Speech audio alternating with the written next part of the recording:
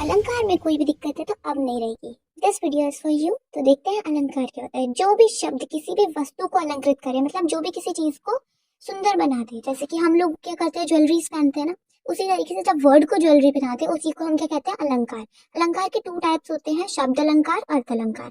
शब्द अलंकार में हम श्लेष पढ़ेंगे और अर्थ अलंकार में उत्प्रेक्षा, अतिशयोक्ति और मानवीकरण पढ़ेंगे। तो चलो अब हम लोग देखते हैं कि इनके टाइप्स में क्या क्या, सिलेबस में क्या है। यही है श्लेष अलंकार। श्लेष अलंकार क्या होता है, किसी भी वर्ड से चिपकाना। उत्प्रेक्षा में क्या होता है, उत्प्रेक्षा में अभी मैं बताऊंगी, मानो, मनो वगैरह।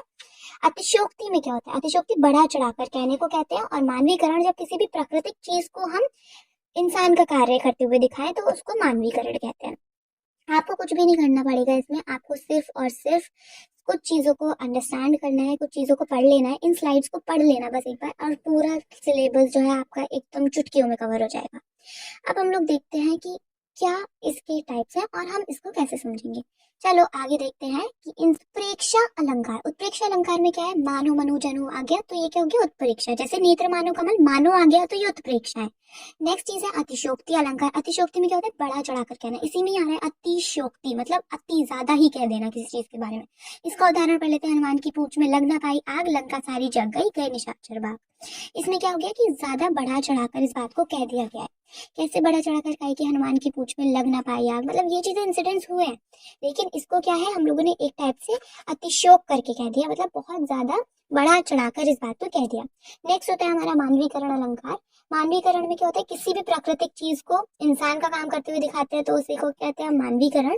जैसे कि उदाहरण क्या होगा, मेघ आए बड़े बन के संवर के। मेघ अब एक्चुअल में मेकअप करके तो आएंगे नहीं, बट क्या हुआ कि मेघ जो है बन ठन के संवर के आए, ये उसने क्या बता दिया, प्रकृति की चीज को इंसान का काम करते हुए।